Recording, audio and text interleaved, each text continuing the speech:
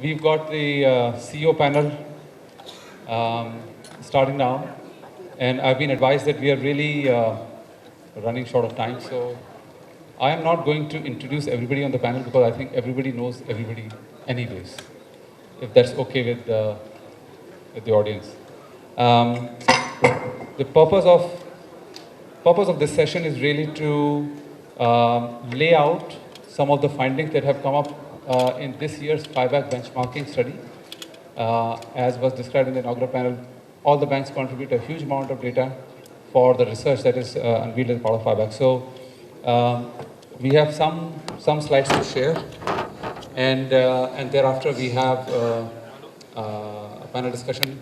My request to the panel members will be to be open about their views and be brief, so that we can have a good open dialogue and discussion. Hopefully, take something from here to to various stakeholders in our ecosystem.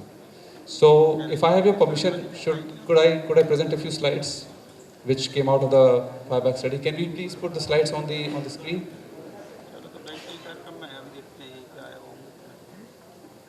Yes. So new horizons in Indian banking, that has been the theme of this year's study. And I've got about 15 slides, and I am going to go through them through a little bit fast, just so that we have the maximum time in the panel discussion. Just putting some data on many of the things that we keep talking about. What this chart is basically saying is that if we were to look at next 10-year horizon, India will be standing out as one of the fastest growing revenue pools in Indian banking in the whole world. That's the x-axis. That's why that circle, which is India, just stands out on the very right. This is revenue. This is not the business. This is not assets. This is revenue, the NII plus fee income. And at that pace, it will be the third largest banking revenue pool in the world by 2026. Right? If we were to believe, and most of us do, that India will indeed grow at 7% or 8% and so on and so forth. So that's one. Two, again, I will not belabor the point too much, but we don't recognize and give ourselves the pat on our back for what India has become in terms of underlying banking infrastructure. 100% of coverage with biometric identity. Very few countries in the world have, some very advanced countries don't have. GST has thankfully just been passed.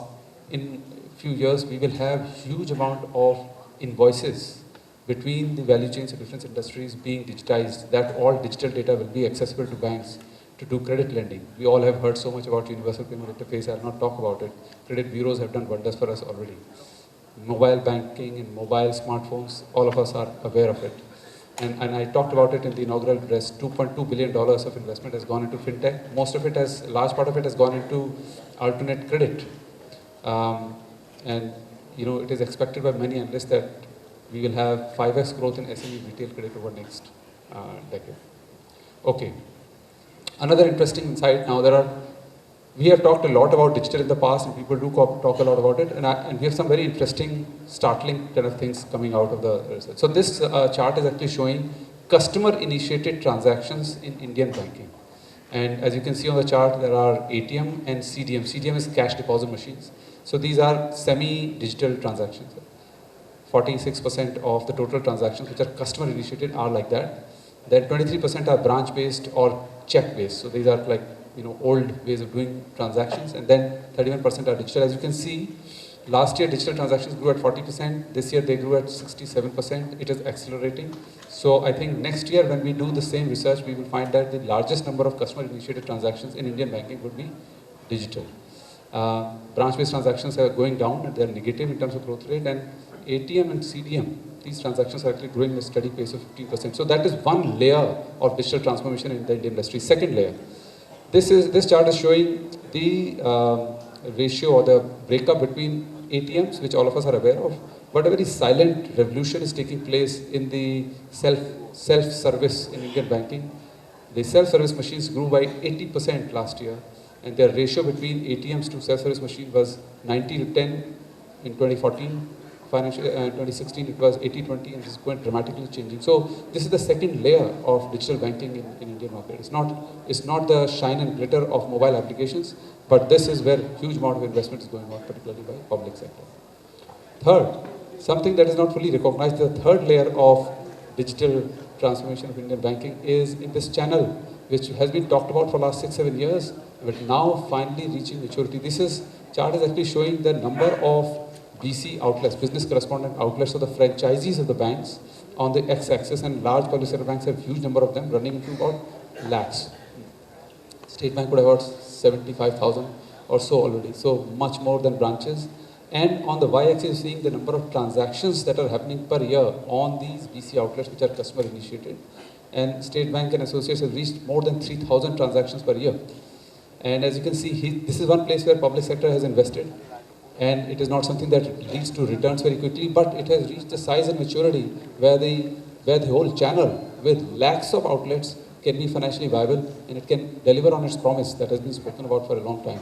And the reason I'm bringing it up in a digital discussion is because this channel is not a only physical channel. Yes, it has human touch, but it is enabled by our own indigenously developed technologies to really meet the requirements of India. So that's the third layer of digital transformation taking place in our country.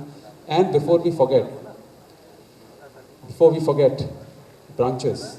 Over last 1 year, the branches of banks, the brick and mortar old-fashioned branches in India, they were grown by as high as 19% in metro and urban areas by the private sector banks. And last year it was 11, this year it was 19, it has accelerated. So the transformation of Indian banking sector is much more complex and multi-layered. It cannot be simplistically defined. There are different customer segments, they need different services, banks are coming from different point of view, they have legacy, and there is a lot that is being done. We talked about differentiation, huge amount of differentiation is possible when there is such a dynamic and multi-layered environment. So branches in India are nowhere close to dying. I mean, there is at least next 5 years, we are seeing a bionic sort of situation. Another interesting facet that people are not recognizing, now this chart is actually showing the breakup of the employment in Indian banking industry. And that orange thing in the middle is the branch staff, which of course has a large number. The pink thing is the business correspondent outlets. These are people who are not on full-time roles of the Indian banking industry, they are part-time. So roughly 30% of the employment in Indian banking industry is already part-time, or part-time or on variable fee basis. And of course, the interesting thing here is that 21% of private sector is outbound sales. And when we looked at the growth rate, was the fastest growth rate also for them. So clearly, there is something like a land grab that is being looked at by many analysts, many banks, that as many players in the industry are distracted, this is a land grab opportunities for players who have their business model set, who can really grow aggressively and really gain share. And we will discuss some of that in the panel, but there is a land grab that is taking place in Indian banking market. Globally, look at this chart. This chart is coming out of a research done in many countries. We asked the customers, do you want digital banking? Do you want face-to-face banking? Or you want a hybrid? Okay. There are some markets like Netherlands, Northern Europe, Nordics, where large number of customers say, I don't care about anything, I just want digital banking.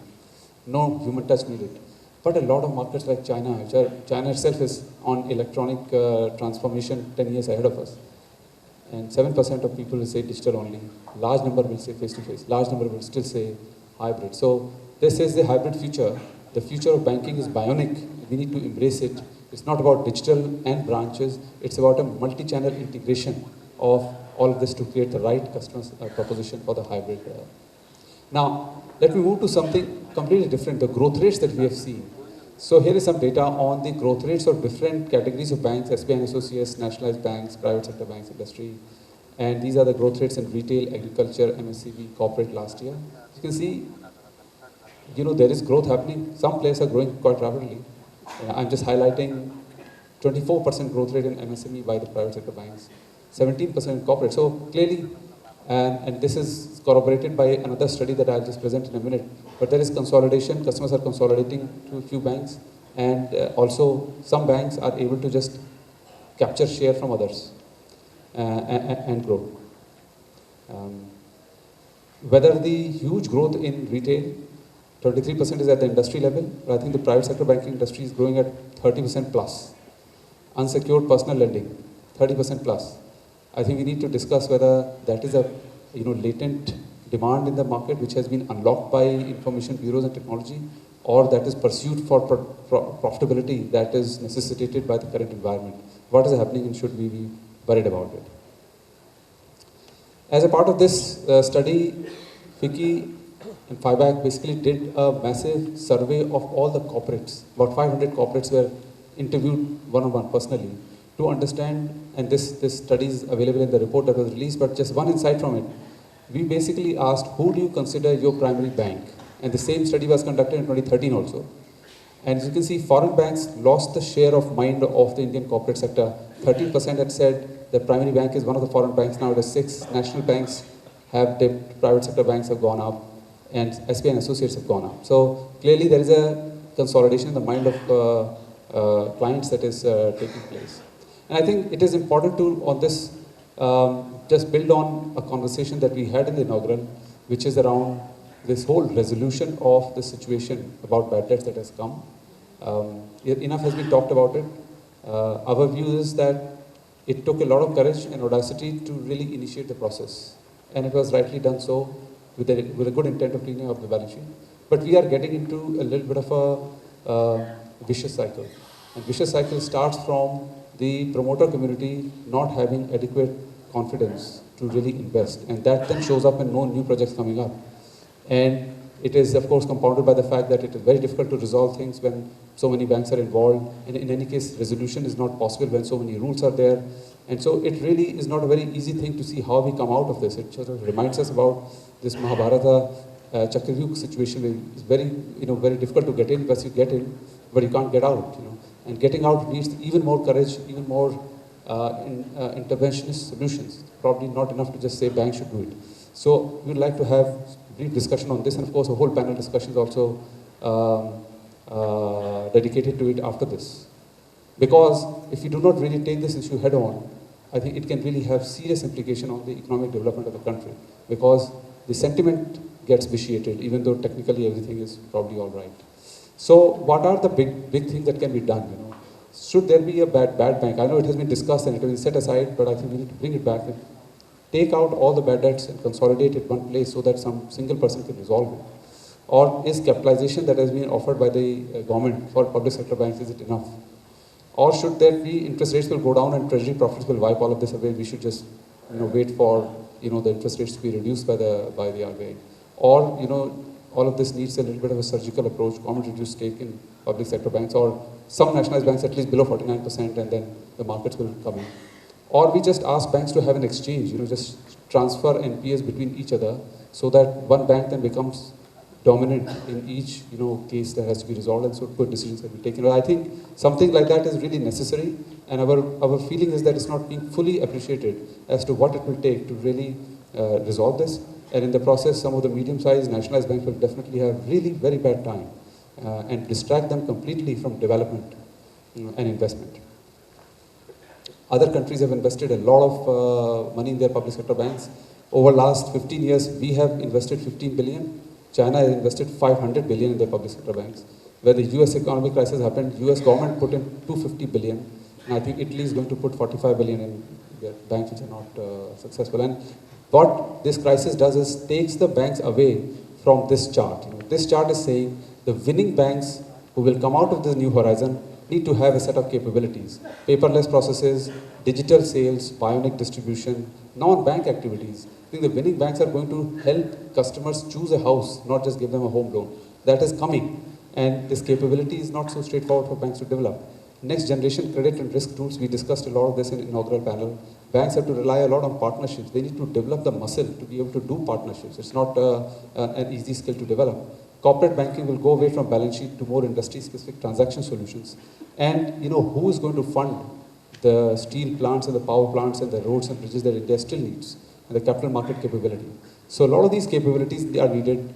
If banks continue to be held up with the solution of this problem, very few will develop this, and they are the ones who will win. So we also talked about differentiated strategies. So we have applied our mind and put some thoughts on the table. So there's too much of discussion about why public sector banks are not differentiated. Of course, it's equally true for private sector banks. But what could the differentiation be? Could they be regional? Could they be just focused on a few customers? Could some of them be purely digital? Could we have banks like savings and wholesale banks or savings and mortgages banks, which are there in some other countries, which are very narrow, product focused, but very good, very low cost? Just take the savings, put them in mortgages, that's it. Or put them only in wholesale markets. Or some banks who just do purely wholesale business. We don't have custody banks. They are there in other parts of the world. So there are a lot of ideas. I think one could get some discussion going on this. And my last two slides, just building on the points in front of the governor. As this chart shows, India is one of the lowest in the world when it comes to the ratio of customer paid fees. The fees paid by the customer as a ratio of the NII. So Indian customers have forgotten how to pay fees to the banks, and that's not going to be good for the banking industry. So I think the leaders of the banking industry probably need to come together to discuss. And this does not include foreign exchange. This does not include other commission type of income. It's just pure fees. And finally, many other countries in the world have units, like Germany has an entity called Schufa, USA has something, Portugal has something. Banking industry comes together and creates a jointly held entity which allows information to be shared for commercial credit. We don't have it. I think we really need an entity like this to really create a new capability in the bank, so that when things become better, we will do commercial credit with a new capability, and not just hoping that the economy will improve so everything will go back to normal. So I think that is an industry level issue for the industry to debate. So let me just stop there. That is all that I had in terms of my presentation. Thank you.